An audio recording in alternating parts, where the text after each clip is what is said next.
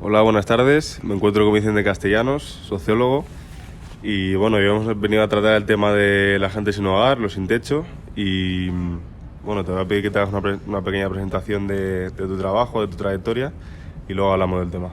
Muy bien, pues gracias por contar con mi opinión. Mi nombre es Vicente Castellanos. Yo trabajo como profesor de sociología en la Universidad Carlos III de Madrid.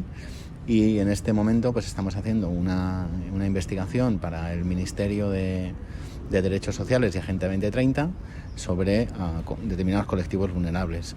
Entre esos pues están el trabajo que hacemos sobre la gente sin hogar. Bueno, lo primero que te quería preguntar es si crees que las ayudas que se les ofrece a los sin techo son efectivas. Bueno, realmente lo que pasa es que faltan muchas ayudas. O sea, ahora mismo hay muchas personas sin hogar para las que no hay una residencia donde ir o un recurso más o menos estable donde comer, dormir y asearse, ¿no? Esto por un lado, porque hay pocas ayudas.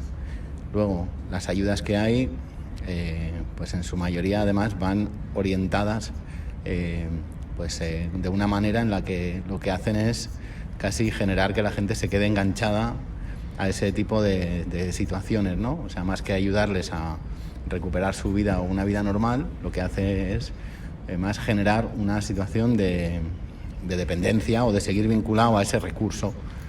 Entonces, aquí hay una diferencia fundamental entre tenerlos en una residencia, darles de comer, una ducha y poco más, a darles un apoyo, una vivienda y unas condiciones para que se puedan insertar en el mundo del trabajo y ganarse la vida y ser independientes y autónomos en un futuro. Yo creo que hay una cuestión de recursos, pero también hay una cuestión de enfoque.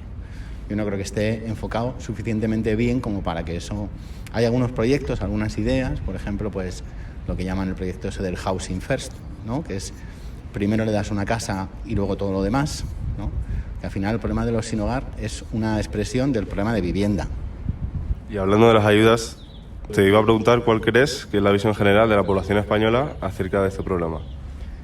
Bueno, pues hay un error muy común, ¿no? Y es pensar que las personas que están sin hogar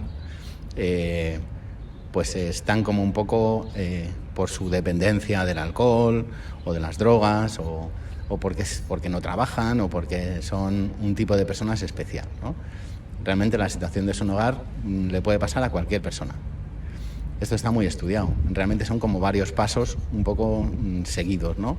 Primero pierdes el trabajo, después pierdes la pareja, luego suele haber una pérdida emocional muy fuerte de que pierdes un padre, una madre o un hijo, una cosa como muy fuerte, y detrás de esos tres pasos así, pues acabas muy desestructurado.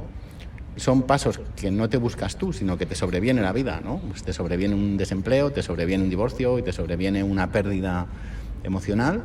Y a partir de ahí, pues te quedas en la calle, te ves en la calle. Bueno, lo siguiente que te voy a preguntar es, prácticamente la mitad de los sin techo en Madrid son extranjeros, un 50% prácticamente.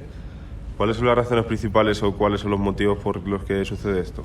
Que en las personas que vienen de otros países, pues por lo general suelen venir solas. Y entonces, cuando la situación se pone difícil, porque pues la situación del empleo en este país está como está, la vivienda pues es muy cara y si no tienes un buen sueldo pues difícilmente te lo puedes pagar, pues entonces son personas que se ven abocadas a vivir en la calle, ¿no? Porque no tienen nadie que les pueda dar una acogida, ¿no? Eso por un lado. Pero luego hay otro colectivo que es especialmente preocupante, que es el de los menores, ¿no? ¿Por qué? Porque hay muchos menores que vienen en malas condiciones, ya sabemos, en pateras o en condiciones ilegales o van en un camión o quién sabe. Entonces llegan aquí, los cogen las autoridades y los ponen en un centro, ¿no? Y entonces ahí están hasta que cumplen 18 años. Pero que cuando cumplen 18 años están inmediatamente en la calle, ¿no? Sin un recurso para darles acogimiento. Entonces hay un colectivo cada vez más importante de personas sin hogar que no son mayores sino jóvenes, ¿no?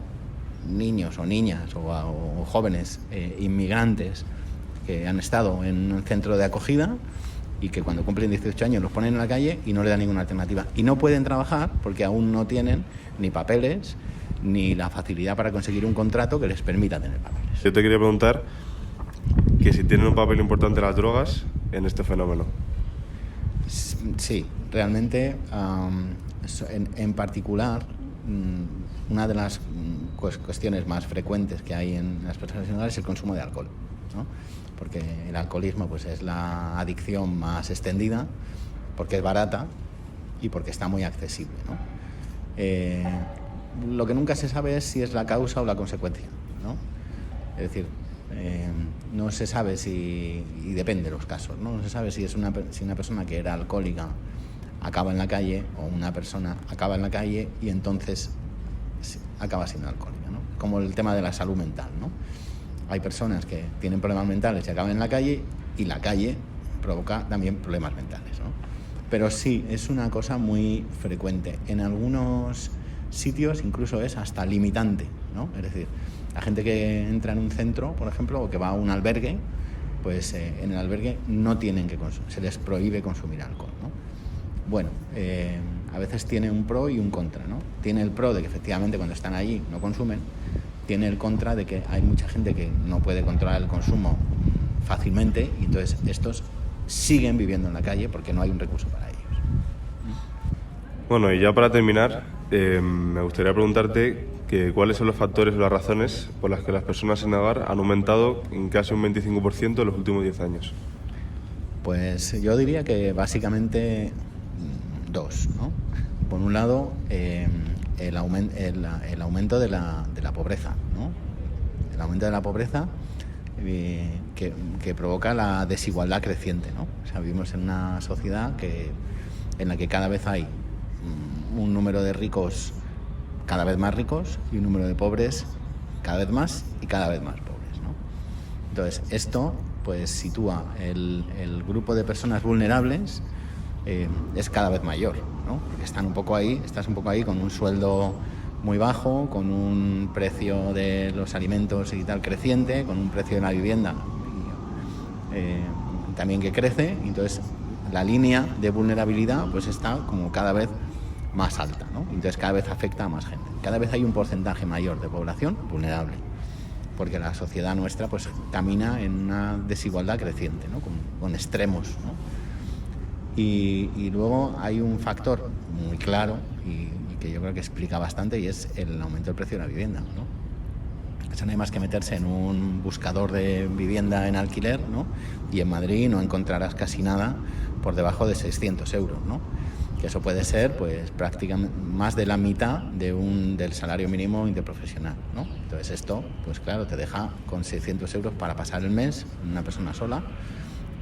Estoy pensando en una vivienda muy pequeña, ¿no? Entonces, claro, el aumento del precio de la vivienda pone a mucha gente al borde del sinhogarismo, porque efectivamente pues en el momento en el que tienes un gasto inesperado, tienes un imprevisto o tal, pues no puedes pagar, ¿no?